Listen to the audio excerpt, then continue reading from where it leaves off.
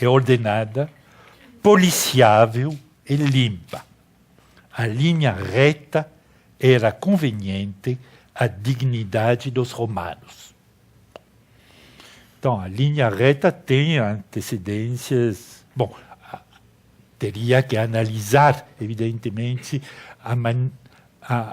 como os romanos, como colonizadores, exatamente, se assentavam num espaço vazio.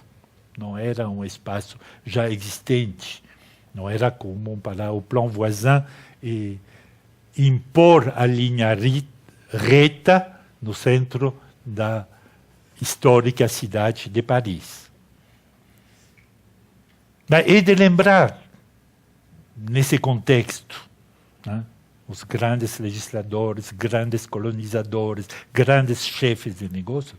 Nesse contexto, quero lembrar a famosa dedicatória que Le Corbusier, sempre fascinado pela capacidade organizativa do príncipe, do Estado, dos poderosos, do Stalin, também escreve no frontão do seu livro de 1924, Urbanismo.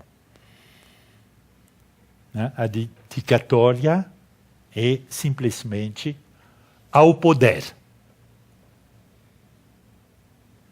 Talvez Lefebvre haveria preferido uma dedicatória ao morador.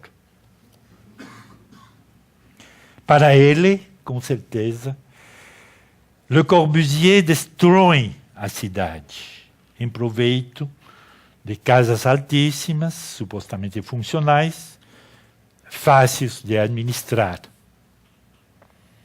Como síntoma dessa tendência à abstração, Lefebvre nota que Le Corbusier arrasta a casa do contato físico com o chão. Os pilares tiram a casa do contato físico com o chão, fazendo dela um objeto abstrato. Mas também ele, isso é bem conhecido, suprime a rua, onde se pode caminhar, em proveito de grandes vias de comunicação favoráveis ao fluxo, à circulação. Então, tudo isso impede de pensar a cidade como um espaço cotidiano para a gente, como o lugar de vida dos moradores. Bom, é certo que, mais tarde, quando ele constatou a rotinização da arquitetura funcionalista, Lefebvre, ele mesmo, se opôs a essa caricatura dos seus príncipes. Mas as suas teorias, seu Siam, do primeiro pós-guerra, ficaram como a receita simples para produzir moradias sem ter que pensar demais aos moradores. Na visão tecnocrática, digamos, do Corbusier, o urbanista tinha o secreto do bem morar. Bom, da mesma maneira que o livro de Cite é como uma reação ao plano de Barcelona de Ildefonso Serra, da mesma maneira a crítica de Lefebvre tem que ser pensada com relação ao urbanismo dos anos 50. Mas essa crítica não se satisfaz de opor, numa oposição metafísica, o mal do sistema estadual e do funcionalismo e o bem, digamos, do sujeito individual, da sua experiência física do espaço. Lefebvre não desenvolve um pensamento maniqueísta. Todo ao contrário. E isso está atestado na matriz que ele propõe para analisar as qualidades dos espaços. Essa matriz repousa sobre 3 aspectos que devem ser considerados juntos no que toca às questões de espaço e que sempre mexem um com o outro. A matriz consiste em 3 pontos de vista. O espaço percebido, o espaço concebido e o espaço vivido. Bom, cada um desses espaços resulta de uma negociação. O espaço concebido, obviamente, é o espaço do urbanista. Mas o urbanista não pensa sozinho. Ele se adapta a transformações econômicas, em particular econômicas. Toda a situação resulta da articulação desses 3 pontos de articulação e de fricção. E são os aspectos sobre os quais é preciso analisar os fenômenos espaciais. Então, essa matriz constitui, basicamente,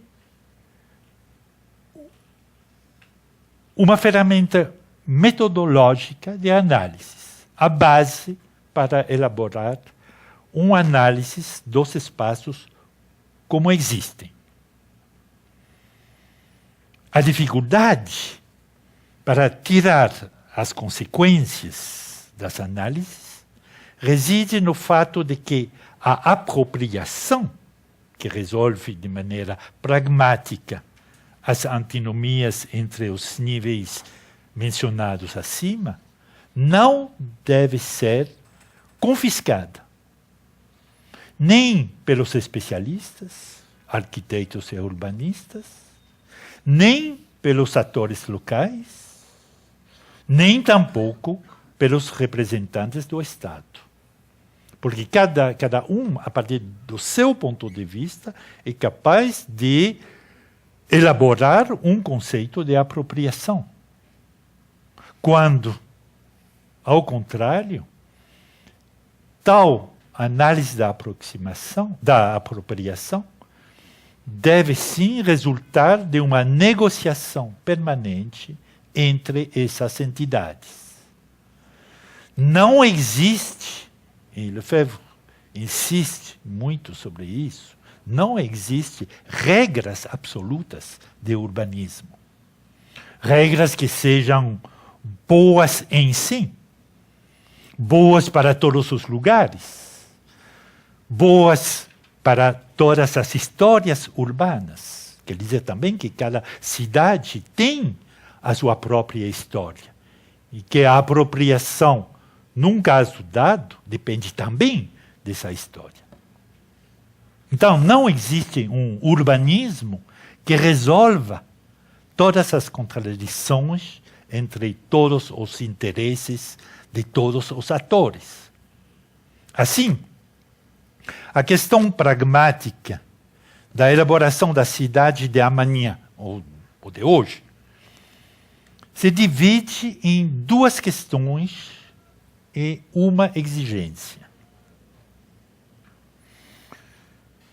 De um lado, tem a questão da formação do cidadão, para que ele seja capaz de argumentar a partir das suas percepções e das experiências vividas.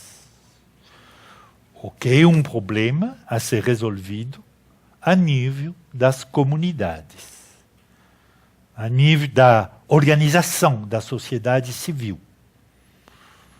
a nível da formação do cidadão.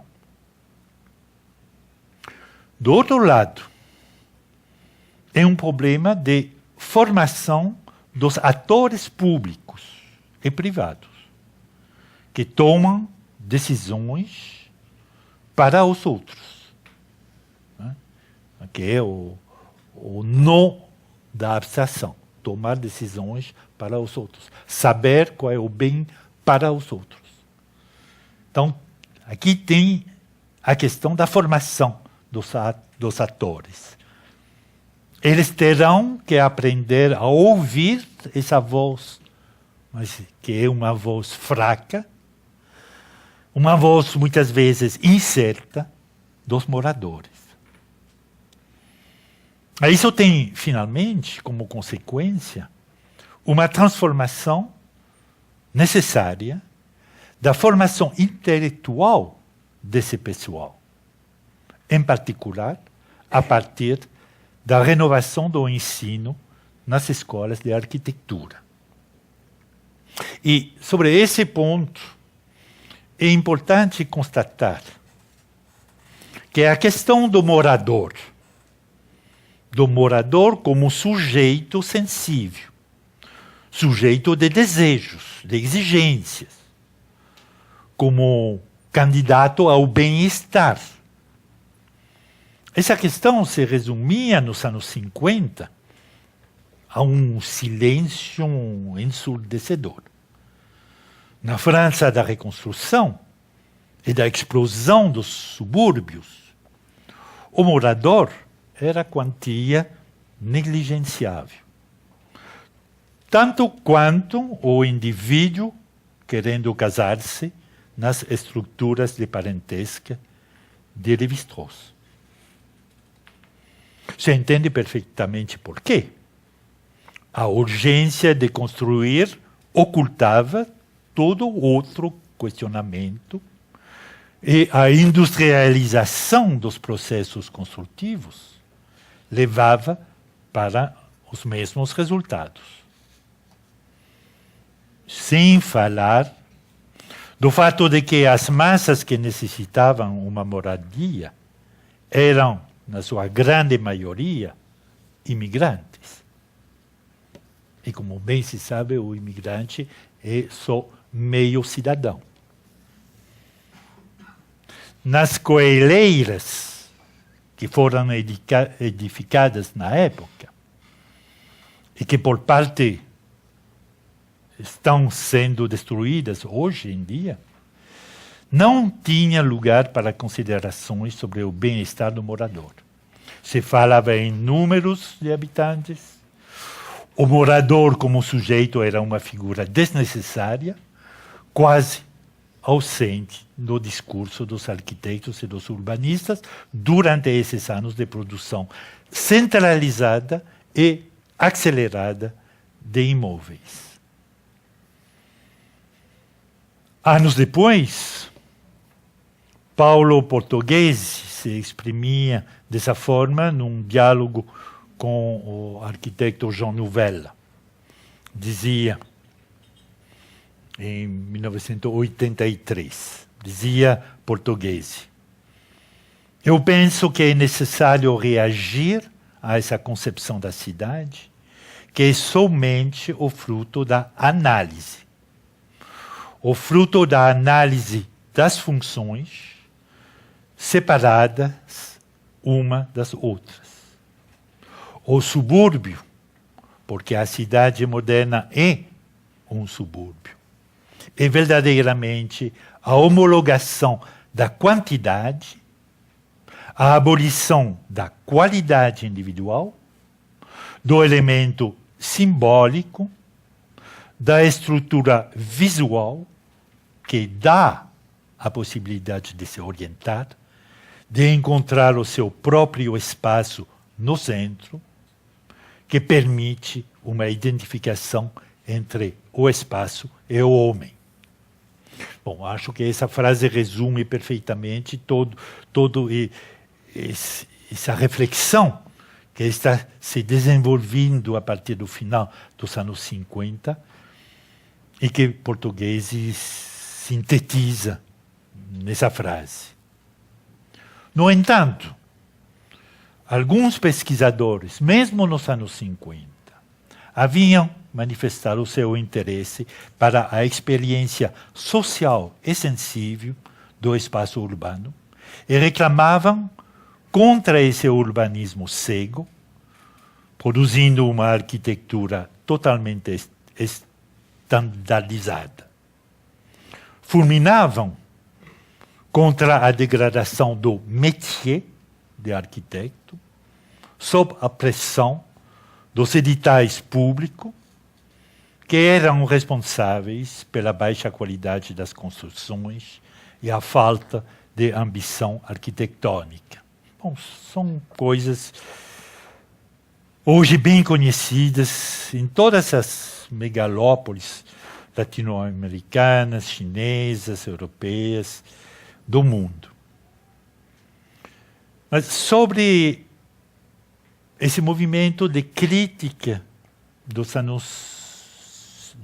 dos anos 50 e do começo dos anos 60, tem um livro muito interessante de Jean-Louis Violot, está na bibliografia, chamado Os Arquitetos em Maio 68.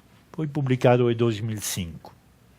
Que analisa muito bem os efeitos dessa degradação da arquitetura e, sobretudo, como, a partir de 1962, ela suscitou,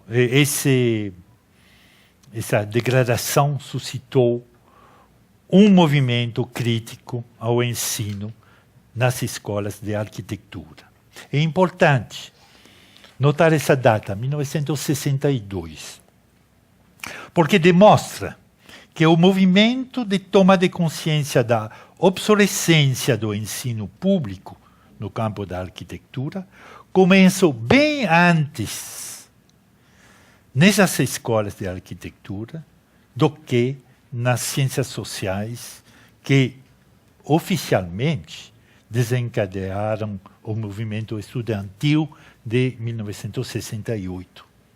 Então, já em 62, nas escolas de arquitetura, e isto está muito bem detalhado com documentos no livro do Violot. Então, nessa precocidade do movimento crítico nas escolas de arquitetura, entra, sem dúvida,